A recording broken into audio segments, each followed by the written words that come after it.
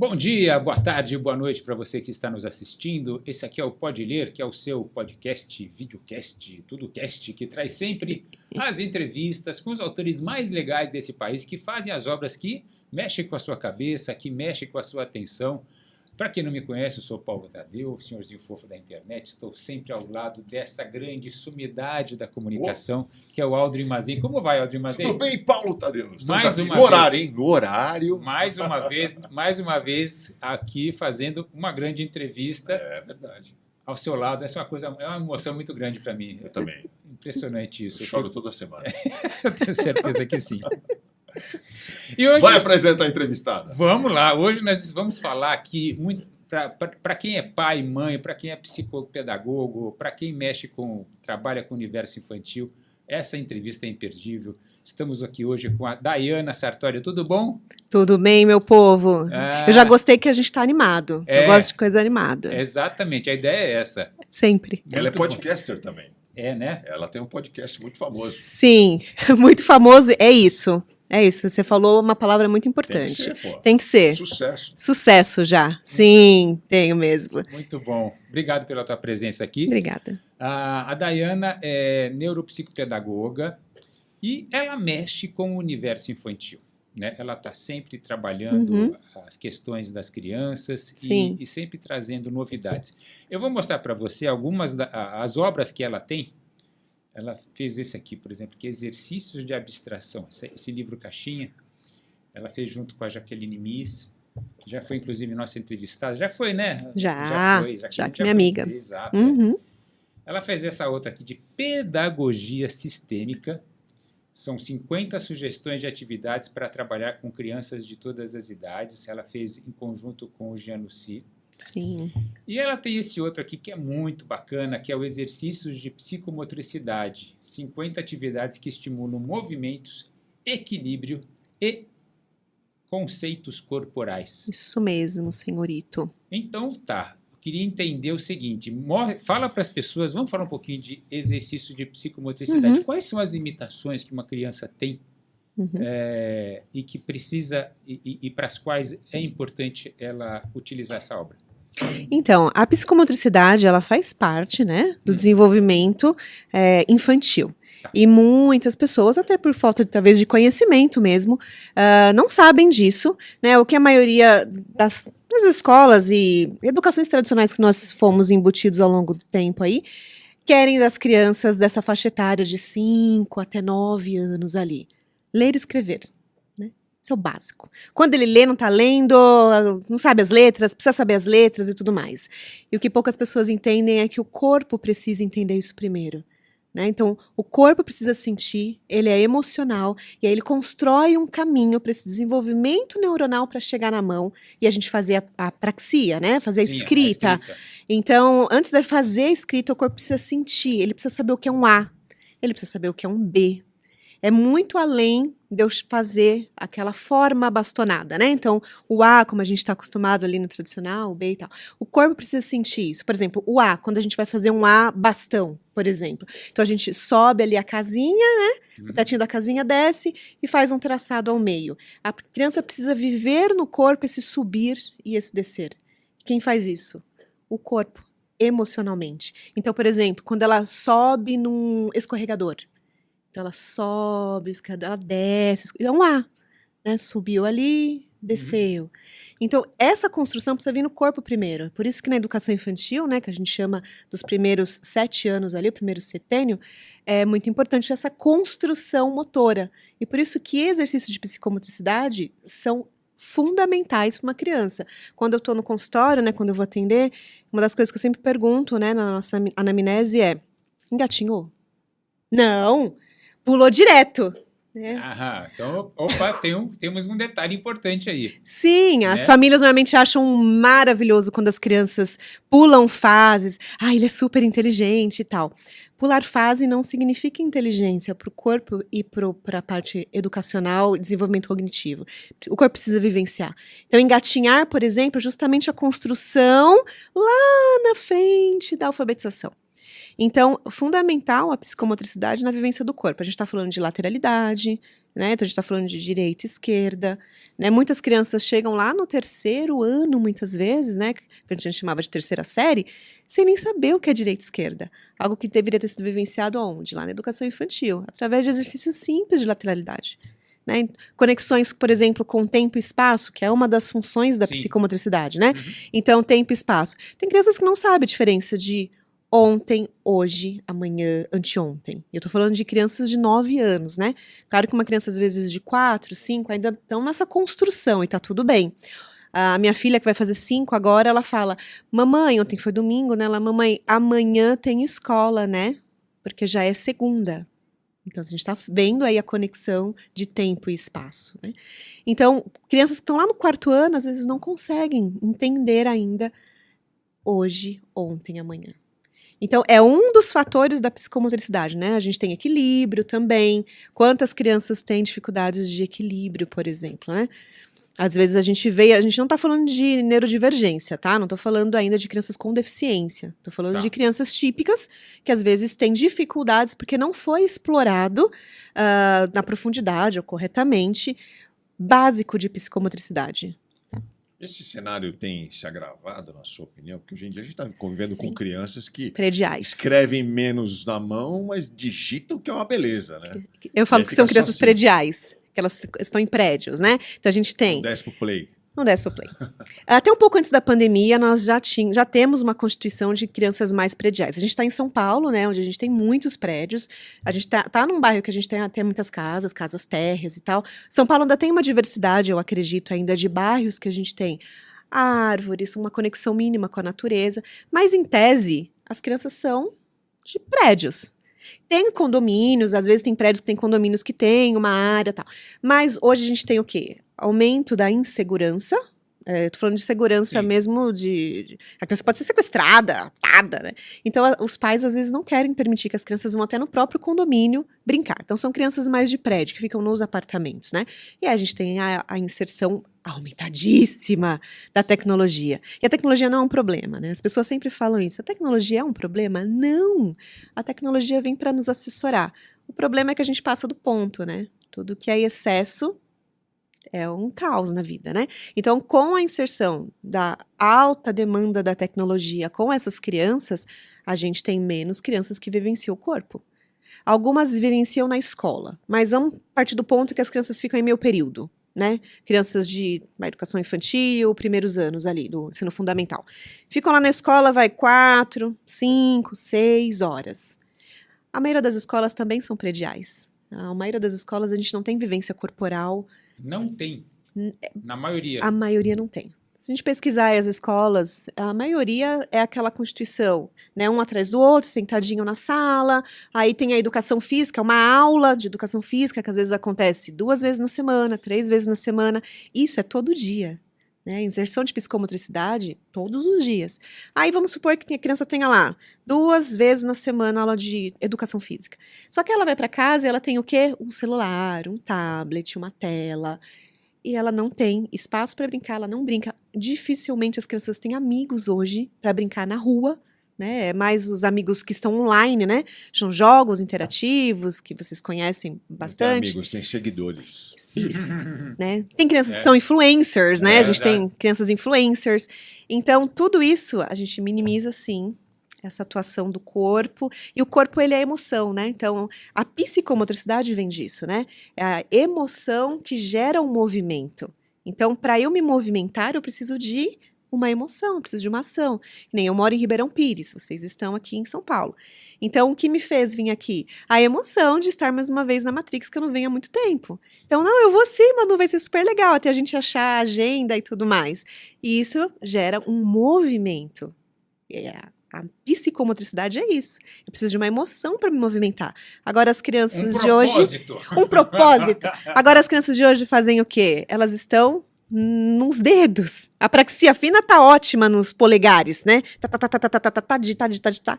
Mas o corpo pouco vivencia. Então, sim, a gente tem caído muito a movimentação das crianças no corpo. Por isso que esse é um exercício, nem sei se vocês iam falar sobre isso, mas eu já estou aqui. Não, é para falar. Esse é uma caixinha importante para se ter em casa, Porque as pessoas veem, às vezes, né, aí nas livrarias e mundo afora onde a Matrix disponibiliza esses exercícios e acham que é um palavrão, né? Psicomotricidade, só para professores, não sei o que dá. Não, a gente pode ter em casa e fazer na nossa casa, na rua, no parque. Dá para fazer todos no parque, em casa também. Então é importante ter. Se a sua criança, né, você que está assistindo, é mais predial, então é importante ter e vivenciar isso também. Pode ser uma atividade de final de semana, por exemplo, com a família. Por que não? Sim. Você acha que isso na verdade, teria que ser hoje, inclusive, uma questão até educacional geral, né? De política, Com certeza. uma política pública até, com certeza. não é? Política pública educacional, com certeza. Deveria ter uma implementação disso, politicamente falando agora, escolas e casas. Né, as escolas entrarem com isso um pouco mais, eu tenho 3 escolas que entraram em contato comigo, mais próximo de mim, né, na minha localização, para ter na escola essa caixinha para aplicar com as crianças, né? Justamente porque às vezes faltam também repertório. Porque se são crianças mais prediais, às vezes as escolas não têm repertório mesmo. Sei que isso é um pouco assustador, mas às vezes eles não têm. Nem todos os professores têm formações de psicomotricidade, por exemplo. Daiana, eu já ouvi de educadores, os mais antigos principalmente, que a escrita manual é a melhor maneira de você estudar, de você memorizar. Isso é verdade? Como é que funciona isso na cabeça de uma criança? A criança que só digita, ela está perdendo isso? Boa pergunta, hein? Gostei. A gente tem a pinça. Quando a gente pega esse movimento e faz na psicomotricidade a praxia fina, que é justamente isso, o movimento, opositor. Isso, né, junto com todos os dedos, e a gente faz essa manipulação dos dedos, a gente está pensando. É diferente de digitar. Digitar, eu estou num processo de aceleramento. Não é a mesma coisa? Não, não é. Porque a hora que eu escrevo, eu conecto cognitivamente falando agora, né, neuronalmente falando, as minhas emoções.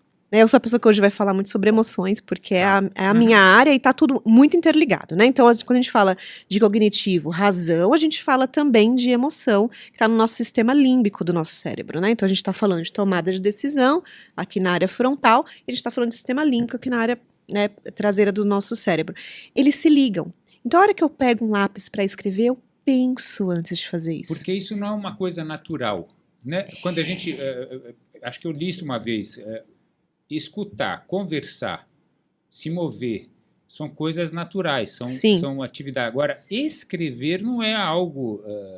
eu preciso pensar transformar antes, né? Um pensamento, né? Pensar é natural. Sim, né? Transformar isso em papel, uma letra, né? E Isso, escrever matéria. Não é uma coisa. Por isso que envolve muito do pensamento. Me envolve muito. Tem a ver com o que ele estava da pergunta dele. Sim, então envolve um planejamento. A hora que eu vou escrever, que eu pego uma caneta, ainda que eu esteja escrevendo algo que você está digitando, eu estou prestando atenção. Então envolve, né, esse processo do pré-frontal que eu falei agora. Então envolve a minha atenção, eu tenho que estar ligada a você no que você está me dizendo, para eu poder escrever, ainda que seja um ditado. Agora, se eu for fazer uma construção, né, nós estamos aqui num podcast de uma editora, né, então assim, os autores fizeram o quê? Escreveram.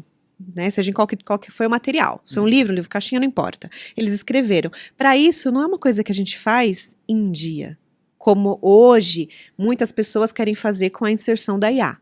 A gente precisa de, às vezes, meses para fazer isso. Alguns materiais vai durar anos, porque eu preciso pensar, eu preciso escrever, e esse escrever envolve essa emoção. Pesquisar, eventualmente. Não, pesquisar, né? Tudo bem. Sim. Mas, assim, para eu chegar, agora eu vou escrever, eu estar num âmbito de emocional. A maioria dos autores, você deve saber disso, né, porque está nisso há muitos anos, a maioria dos autores faz isso quando? De madrugada. Muitos escrevem de madrugada, né? Eu tenho próximo de mim, eu tenho esse privilégio de ter autores próximo de mim que escrevem de madrugada. E por que faz isso de madrugada? Porque é a hora que o emocional... A gente não tem ninguém chamando a gente no WhatsApp, ou redes sociais e afins. A gente consegue parar, pensar, pegar e escrever. Ainda que esse escrever seja num tablet, o que eu não concordo muito. O certo seria realmente a gente trabalhar com a escrita, ainda em caneta, em lápis, enfim, usando mesmo essa pinça. E isso está se perdendo. E quando eu perco a pinça, eu perco questões manuais. A gente tem menos, se vocês puxarem agora da memória, a gente tem menos pessoas que costuram à mão, em casa. Não tô falando das costureiras clássicas que a gente leva as nossas calças. Tô falando de a gente mesmo colocar um botão nas nossas camisas. Aê, o Paulo é um vitorioso! Temos 1 em 1 milhão, já, alguma coisa. Mas a gente tem pouco isso. Sim. Por que você faz isso? Provavelmente por causa de uma questão cultural, familiar, que foi te ensinado. Meu marido também. Eu falo que eu casei porque ele coloca botão na minha camisa. Eu falo isso sempre. Só por isso, né? Mas tudo bem, mas já é alguma vantagem. Pronto. Casei pra isso. Comigo eu falei, mas meu amor, eu casei pra isso, você colocar botão pra Exato. mim. Ele vem dessa cultura também, né? E ele já está ensinando a nossa filha a colocar botão, manusear com agulha. Você vê que isso é cultural, isso é familiar. E eu tô usando de novo a pinça. Todo esse trabalho é anterior à alfabetização. E aí a gente tem agora crianças lá. Eu tenho crianças no 5º ano que não têm repertório linguístico. Eu falo assim, por exemplo, pra vocês terem o que eu tô falando, né? O Aldrin tá aqui com uma camiseta jedaiasca. Star Wars. Star Wars. E aí eu falo pra essa criança, constrói pra mim uma história de 5 linhas envolvendo o Yoda. Ele é estranho. E ele fala, pra ele tá certo, ele é estranho. Não, é uma história com começo, meio e fim. Vixe. Começo do quê? Começo do quê? Isso é uma criança que tá no 5º ano. Começo do quê? Começo do que você tá... Ai, nossa. É sério? Aí começa. É sério que a gente vai fazer isso? Por que isso está se perdendo? Agora, se eu pedir para essa mesma criança me falar qual foi o jogo que jogou ontem... Muitas coisas. Então, sim, está se perdendo a pinça, a apraxia. Isso está totalmente ligado ao desenvolvimento cognitivo e emocional. E a gente tem pessoas mais frias. O que essa criança que não sabe escrever, como você está colocando, exemplificando, o que ela vai virar quando adulta? Exato. Qual que é o prognóstico para o futuro? Você consegue Pode não se fazer concretizar, Poxa, mas a gente vai transformar esse podcast numa coisa assustador horrível. isso. É assustador. assustador. Essa geração que está vindo aí, É. que não estuda escrevendo, estuda no chat GPT, que é pior ainda, né? Nossa. Você digita lá, já vem pronto o trabalho, a lição de casa, e é só cola, copia e cola. Uma das minhas parceiras de trabalho no podcast que eu tenho, ela é especialista em futuros, né? E aí eu vou agora parafrasear ela, porque ela traz muito sobre isso, né? O que nós teremos no futuro são praticamente hologramas nas nossas IAs mesmo, né? Então a gente hoje está trabalhando com o chat GPT aqui no celular, no computador, no tablet, mas a gente vai ter isso fora, né? Holograficamente. Então, possivelmente essas pessoas terão as suas IAs respondendo por elas, o que elas vão fazer, o que elas vão chegar em algum futuro de ter empresas, duvido muito. Porque o que as pessoas acreditam, que elas acham que a IA resolve tudo para elas. E não é isso. A gente precisa de consciência. E ela não tem consciência. Ela não tem consciência humana. Algumas pessoas usam, né? Eu sei que não é o tema aqui do nosso bate-papo hoje, mas algumas pessoas usam, por exemplo, a IA como psicólogos, como psicanalistas, como parceiros de relacionamento, sejam amorosos ou até sexuais. Já estamos nisso, né? Sim. Então as pessoas acreditam que a IA resolve tudo, mas ela não é uma consciência humana. Ela está ali como um robô, apenas respondendo o que você questiona e te dando algumas outras ideias. Mas ela não tem a consciência humana igual a gente está aqui agora, se olhando no olho, sentindo. Eu estava falando isso com o Aldrin quando a gente estava chegando, né? Que eu gosto das coisas presenciais porque eu gosto de sentir as pessoas. Então a gente está sentindo aqui, esse ar que está aqui agora, tudo isso só o humano tem. Agora, essas crianças que estão nessa realidade e que isso não está sendo despertado, porque isso não está sendo despertado por lado nenhum, nem das famílias que estão cansadas, que estão na correria, na ânsia de, né, por mais um dia, mais uma semana, mais um ano, e o ano tá voando e não sei o quê, está. E a criança tá indo também, ela tá crescendo também. Seja a escola que é da conteudista, então assim, a gente precisa cumprir esse cronograma aqui, ó, redondinho do que a gente tem.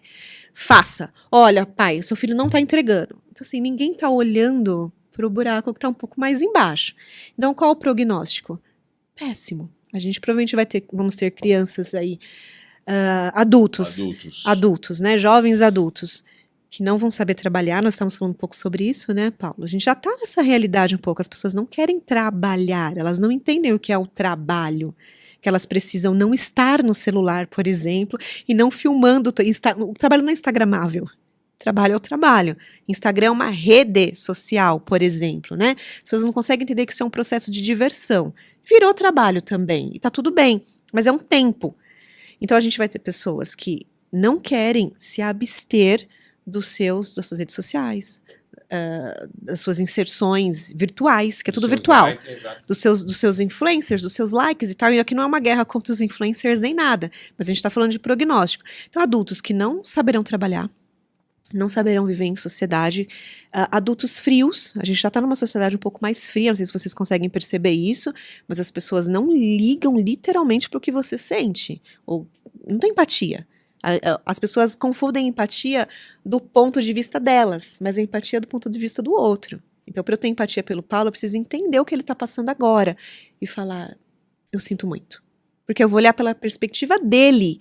As pessoas não fazem isso, elas estão ficando egoístas. Então, elas olham pela perspectiva delas. Então, o que a gente vai ter? A gente vai ter mais guerras, provavelmente, mais adultos frustrados, querendo muita atenção, porque é isso. Né? E uma sociedade zero atencional. E uma sociedade mais polarizada, mais dividida, imagino. Ou com certeza, cada vez mais. Porque se é um ego, terrível, né? Hein? Se é um ego, então é o que eu penso, né? Sempre o que eu penso é o certo, né? Você pensa, não importa. Parece aqueles cenários de filme de ficção científica, meio né? Distópicos. Né? Um mundo distópico, né? Com pessoas sem sentimento, desumanizadas, Sim. polarizadas. Tá horroroso isso. Horroroso, mas tem saída. Se a gente quer falar, a caixinha! Calma, não fique desesperado. As pessoas desligando agora, meu Deus, cara. O mundo acabou. Não cortem os pulsos, calma. Obrigada, eu queria dizer isso aqui, tem saída, calma, vamos respirar. Caiu um negocinho embaixo, aí pega pra mim, por favor. Tem saída. Tem, ainda bem, né? Ainda bem. A saída, basicamente, é a gente parar. Não, mas é bom e falar olhar. sobre isso. Precisa falar. Precisa se ligar. Precisa. Você acha que tem que Todos proibir nós. celular e rede social para criança? Como alguns países já estão fazendo, aumentando o limite da idade. A Austrália agora parece que é 16 anos. Isso. Era 14. Isso, já aumentamos. Já está aumentando. Você acha que tem que proibir? Eu acredito que sim, mas com consciência. Não adianta a gente vir falar para um adolescente, para uma criança. Tem crianças de 4 anos que têm a sua própria rede social, né? Já temos isso. Aí vem aquela coisa assim, que as pessoas colocam, né? É gerenciado pela mamãe, pelo papai X. A criança não teria que estar na rede social jamais, gerenciado por ninguém. Tá? Isso, eu sei que é uma coisa muito polêmica, mas a criança não deveria estar em rede social nenhuma. Porque a gente já tem, aí entra numa outro patamar, que a gente entra em pedofilia e tudo mais, né? Os riscos, né? É muito arriscado, sequestros, tal, muitas coisas. Mas sim, deve-se proibir para as crianças que já têm um acesso maior, por exemplo, sei lá, 9, o adolescente, o pré-adolescente, enfim. Sim, com consciência. Então, assim, a gente precisa... Eu preciso educar esse ser, seja eu como pai, primeiro, eu preciso estar educado sobre isso, para educar essa criança também. E quando eu falo educar, não é assim, eu sei dos perigos da internet, então não. Não é isso. Quanto tempo eu fico na rede social? Quanto tempo eu uso o meu celular? A educação para uma criança, ela é reflexo. Então, se eu também fico o tempo todo e falo para ele que ele tem horário... Não adiantou muito. E eu sei que as pessoas falam assim, não, mas eu sou adulto, eu que comando isso daqui. Não, é um reflexo mesmo. Então, assim, por exemplo, na minha casa, né, a gente tem o costume, eu e meu marido, então, de à noite, nós não estamos em celular. Muito difícil. Por quê? Porque eu tenho um horário ali de 6 horas, que a gente chama de horário da bruxa, né, que é o horário das crianças, horário da bruxa. É que a criança ainda quer brincar, mas ela precisa ir para a rotina, e ela quer... tá junto e não sei o quê. Então a gente se distancia de rede social, se distancia de celular para estar em família. É essa educação que eu tô querendo dizer. Se eu não fizer isso dentro de casa, não adianta eu proibir. Que nem a minha filha, ela não tá no Instagram, nem do meu marido. Se você abrir, você não acha uma foto dela. Ela não está lá, ela não estará. Daqui a alguns anos, talvez ela tenha rede social? Não sei, provavelmente não. Porque eu não coloco isso como a importância da minha vida, entendeu? É essa educação que eu tô querendo dizer. Não adianta eu chegar pra criança e falar, você só vai mexer no seu celular, filho, 2 horas por dia. E eu mexo 24 horas, até quando eu tô dormindo, eu tô conectado, meu filho. Não vai rolar. Eu durmo com o celular me filmando aqui, que eu estou na rede mostrando meu sono. Eu sou uma pessoa importante, eu preciso que as pessoas vejam como eu durmo. Não funciona. Entendeu? Então, assim, quando a gente fala de educar, a gente fala de educar a sociedade. Então, assim, eu acho importante falar, filho, sei lá, o certo seria crianças de 6 anos, 8 anos, perdão, de 8 anos até 10 anos, 2 horas por dia, 4 no máximo. Isso está na sociedade aí, É muito saúde. 4, hein? 6 anos de idade? A partir de 6 anos de idade? 2 a 4, sim. Esse é o máximo. As crianças ficam 8. Porque elas chegam da escola, elas ligam e ficam lá. E para os pais está ótimo, para algumas famílias, não estou generalizando aqui não, mas para algumas famílias está ótimo, porque elas conseguem fazer a vida rodar enquanto a criança está ali. Né? Por isso que eu falei que é uma ânsia pelo futuro. E a educação precisa ser integral. Claro que envolvem muitas camadas aí, né? A gente envolve pais que precisam trabalhar. Então, assim, às vezes não tem acesso também a questões de como deixar essa criança não no celular, que aí vai envolver um cuidador, vai envolver uma escola de atividades de contraturno, que envolvam atividades físicas. Porque se a criança tiver em atividade física, ela não, eu vejo isso na minha filha, ela não tem interesse pelo celular. Celular ou telas é tédio. E aí eu tenho um corpo que não está em movimento. E aí eu tenho problemas lá na frente. Você percebe que a camada de dificuldades, ela vai crescendo? A famosa bolinha de neve, né? Porque isso vai ficando grande. Vai ficando. Mas para isso funcionar, eu acho que tem que proibir o celular. A criança não tinha que ter celular. Não tinha que ter celular. Mas é difícil isso, hoje em dia. Não, então, mas é o que eu falei, é uma educação de sociedade. Se nós realmente vivêssemos, eu sei que o que eu vou falar agora é muito utópico, muito. Mas se nós vivêssemos em vilas de comunidade mesmo. Então, assim, eu ajudo você, vocês me ajudam, a gente está em vila. Né? A gente consigo construir uma pequena comunidade onde eu moro, né, com pouquíssimas pessoas que a gente faz essa troca. Então, por exemplo, a minha filha faz circo, e aí a filha da vizinha também faz circo. Vamos colocá-las no mesmo horário? São idades parecidas? Vamos conversar com a escola? Deu bom. Então, beleza. Então, assim, as crianças saem meio-dia da escola, então hoje é a minha vez, por exemplo, eu. Então eu pego a minha filha e a filha dela. E aí fica na minha casa até o horário do circo. Isso são comunidades. E as duas crianças ficam fazendo o quê? Brincando. Sem tela. Elas trocam de roupa, lá. Cada criança na sua idade, é possível brincar sem telas. Só que dá trabalho. Eu falo que criar é desafiador porque ele dá trabalho. A presença exige muito, né? Então eu estar presente com uma criança, ela exige o que de mim? Tudo. Exige atenção. Que é o que a gente usa aqui na abstração, né? Exige atenção, exige memória, exige eu me conectar, exige amor. Não dá para eu estar com uma criança e com um celular na mão, as coisas não ligam, entendeu? Então, sim, deveria ser proibido, mas para isso a gente precisaria da sociedade envolvida. E aí, só voltando, né, para finalizar a história, eu levo a minha filha e a amiguinha pro circo, fico no circo com elas, enquanto elas estão lá brincando, e depois eu levo ela para casa e levo a minha filha. Nisso eu já fiz o contraturno inteiro da escola. Ela já tá cansada. É banho, não sei o quê. Mamãe, o dia foi super divertido. Ela já escolhe o livro que ela vai ler antes de dormir. Não mexi com tela. Às vezes a tela entra em meia hora, 20 minutos. Mas tudo isso exige, né? Exige bolso, às vezes exige o financeiro, sim, exige de uma comunidade de segurança. Porque para fazer isso você precisa conhecer as pessoas. Eu preciso estar na sua casa. Eu preciso saber quem você é para eu colocar minha filha lá. Hoje a gente não sabe mais quem essas pessoas são. É um mundo intenso. É bem desafiador hoje. Entende? Então, assim, eu acredito no que você está trazendo. Deveria ser proibido. Mas para isso precisa ter um movimento social mesmo. Uma integralidade das comunidades, dos amigos, da escola, da família. É uma camada que deveria começar de consciência, muito lá embaixo e vir crescendo. Isso que eu falei que é consciência, não é só o proibidão, entendeu? Se está proibido o celular nessa casa, desliguei o Wi-Fi. Com que consciência? Se eu não tiver consciência, não resolveu nada. Aí o que eu gero? Eu gero um adolescente que ele não só te odeia. Ele vai te enganar. Ele vai fazer de Ele vai te furtar.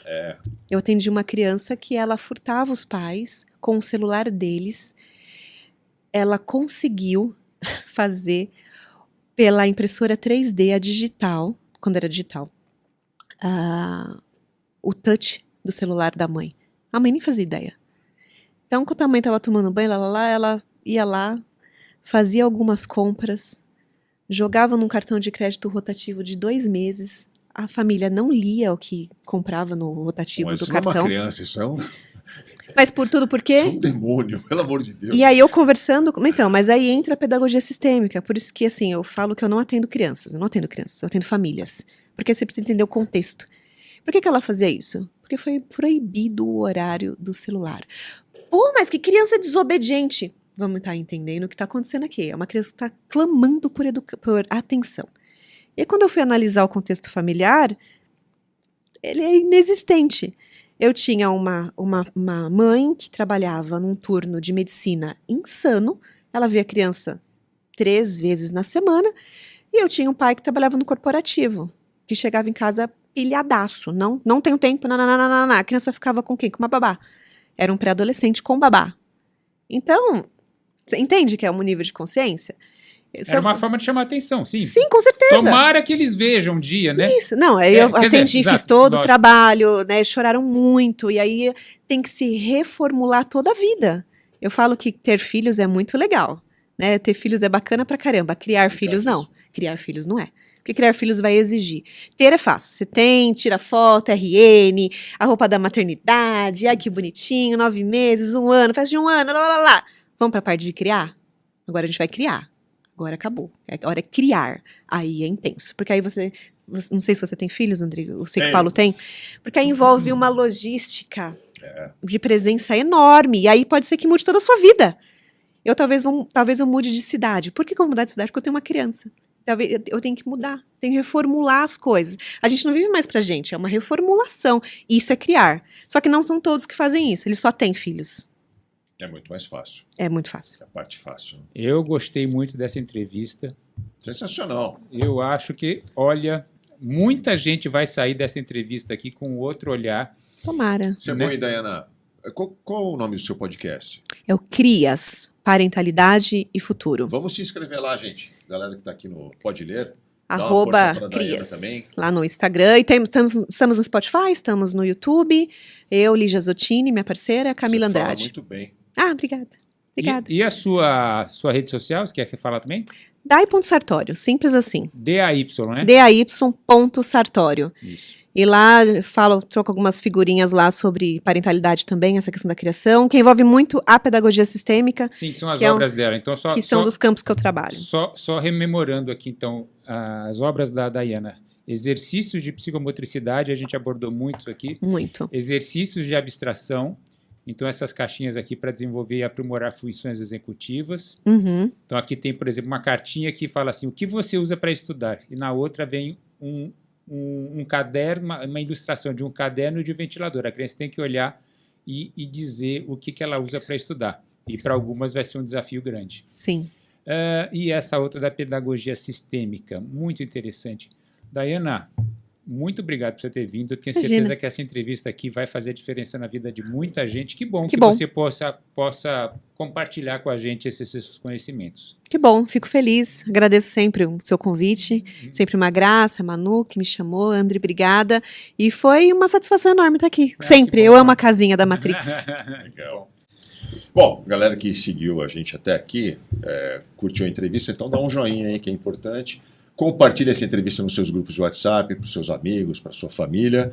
Se inscreve no canal, claro, e clica no sininho que você vai ser avisado quando a gente subir novas entrevistas aqui no Pode Ler. Certo? Certo. Valeu, gente.